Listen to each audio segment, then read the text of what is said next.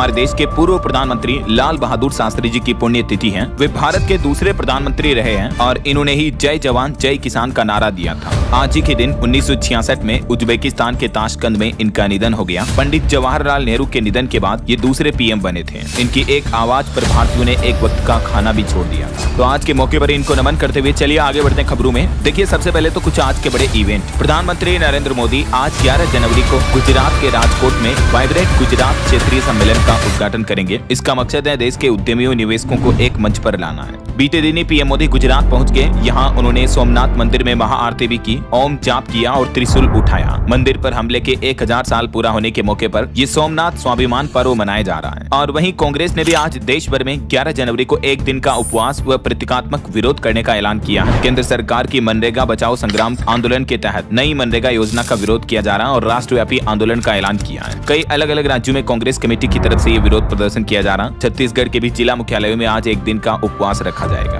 और देखिए मध्य प्रदेश के राजगढ़ ब्यावर में आज 11 तारीख को एक साथ 8 हिंदू सम्मेलन भी होंगे। आरएसएस के शताब्दी वर्ष के मौके पर हजारों लोग इसमें हिस्सा लेंगे। एमपी इंदौर में भी आज 11 तारीख को कांग्रेस मार्च निकालेगी। हाल ही में कुछ दिनों पहले जो जहरीले पानी पीने की वजह से कई लोगों की मौतें हो गई थी, तो इस मुद्दे को लेकर कार्रवाई की मांग के साथ ही राजनीति काफी गर्मा गई है और कांग्रेस ने इस मुद्दे पर प्रदेश व्यापी आंदोलन शुरू करने की भी घोषणा की है। वैसे अब तक इंदौर में दूषित पानी पीने की वजह से मौतों की संख्या बढ़कर 21 पहुंच चुकी है। एक और महिला ने दम तोड़ दिया जिसका इलाज चल रहा था। अभी भी 4 मरीज तो वेंटिलेटर पर हैं, 11 आईसीयू में भर्ती हैं, यानी मरने वालों की संख्या और भी बढ़ सकती है। वैसे एमपी इंदौर प्रशासन ने अभी ये दावा किया है कि आज से ही भागीरथपुरा में लोगों को पीने लायक पानी मिलना शुरू हो जाएगा वापस नलों के माध्यम से। वहीं दोस्तों मध्य प्रदेश सरकार ने इस साल 2026 को कृषि वर्ष घोषित किया है और इसके तहत एमपी में आज से ही कई शहरों में कृषि रथ अभियान भी चलाने जा रही है। एमपी सरकार इस अभियान के तहत किसानों को कृषि से संबंधित सरकारी योजनाओं की जानकारी भी दी जाएगी। इस 2026 कृषि वर्ष का शुभारंभ करेंगे आज मध्य प्रदेश के मुख्यमंत्री डॉक्टर मोहन यादव और इस दरमियान 1101 ट्रैक्टरों को भी हरी झंडी दिखाएंगे। 30,000 किसानों को भी संबोधित करेंगे। एमपी के भोपाल में ये राज्य स्तरीय किसान सम्मेलन का आयोजन होने जा रहा आज से ही है ना। इस दरमियान 1101 ट्रैक्टरों की रैली निकाली जाएगी। जम्बूरी मैदान से मुख्यमंत्री करेंगे कृषि वर्ष की शुरुआत। और एमपी कृषि वर्ष के तहत पूरे साल में अलग अलग महीनों में कुछ कार्यक्रम आयोजित किए जाएंगे जिनकी जानकारी भी आप देख सकते हैं। और झारखंड में भी आज शिबू सोरेन जयंती के मौके पर 11 जनवरी को खेलगांव में गुरुजी स्टूडेंट क्रेडिट कार्ड संवाद भी होगा। और वहीं बॉलीवुड से भी खबर है, अपनी बहन की शादी के लिए उदयपुर पहुंची कृति सेनन। आज 11 तारीख को उदयपुर जिसे झीलों की नगरी कहा जाता है, राजस्थान के उदयपुर शहर को, यहाँ नूपुर और स्टेबिन की शादी होगी। और उत्तराखंड के अंकिता भंडारी हत्याकांड मामले पर भी आज 11 जनवरी को उत्तराखंड बंद की अपील की गई है। कई सामाजिक संगठन और राजनीतिक दलों ने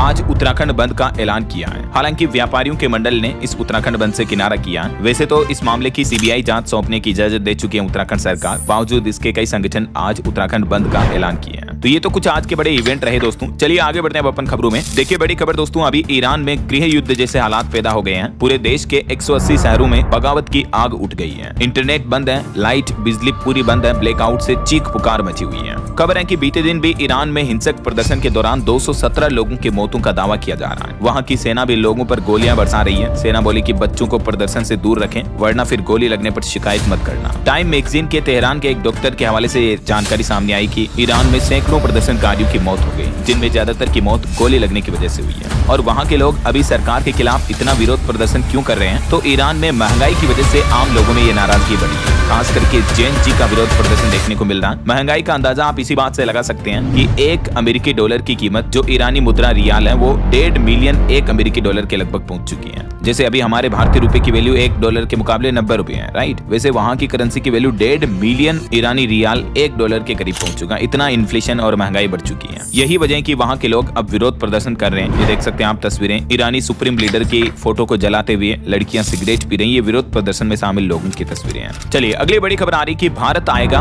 वेनेजुएला का तेल। ट्रंप सरकार ने ये प्लान तैयार किया है और एक बड़ा संकेत भी दिया है। वैसे तो इनडायरेक्टली वेनेजुएला पर कब्जा कर चुका है अमेरिका और बीते दिन कई तेल कंपनियों के साथ बैठक के बाद अमेरिका ने समझौते भी किए। रिपोर्ट्स आ रही कि वेनेजुएला का तेल भारत को भी देगा अमेरिका। ट्रंप ने दुनिया की कई बड़ी ऑयल कंपनियों के अफसरों के साथ मीटिंग की। भारत की रिलायंस कंपनी भी वेनेजुएला से तेल खरीद सकती है, ये मीडिया रिपोर्ट्स आ रही है। चलिए अगली खबर देखिए, माइक्रोसॉफ्ट के सह संस्थापक बिल गेट्स ने बड़ा ऐलान किया, $8 अरब दान करने की घोषणा की है। और वहीं खबर आ रही कि भारत के इस पड़ोसी देश ने बनाया सुपर हाइब्रिड चावल जो खुद अपने जैसे बीज पैदा करेगा। जी हाँ, चाइना के वैज्ञानिकों ने चावल की हाइब्रिड किस्म विकसित की है दोस्तों, और इस किस्म की खास बात यह है कि ये अपने ही जैसे क्वालिटी के बीज खुद पैदा कर सकती है। यानी इन प्रीमियम किस्म के चावल के फसलों को जब बोया जाएगा तो वापस चावल बीज के रूप में क्लोनिंग की दर 99.7% है। तो इससे किसानों को हर साल महंगे बीज खरीदने की जरूरत खत्म हो जाएगी, है ना। और देखिए, बीते दिन एक बड़ी दुर्घटना हो गई। उड़ीसा में एक 9 सीटर विमान क्रैश हो गया। पायलट ने मेडे कॉल भी किया, खुले मैदान में फोर्स लैंडिंग कराई। हादसे में 4 यात्री और 2 पायलट भी घायल हो गए। उड़ीसा के राउरकेला में ये विमान दुर्घटना देखने को मिली।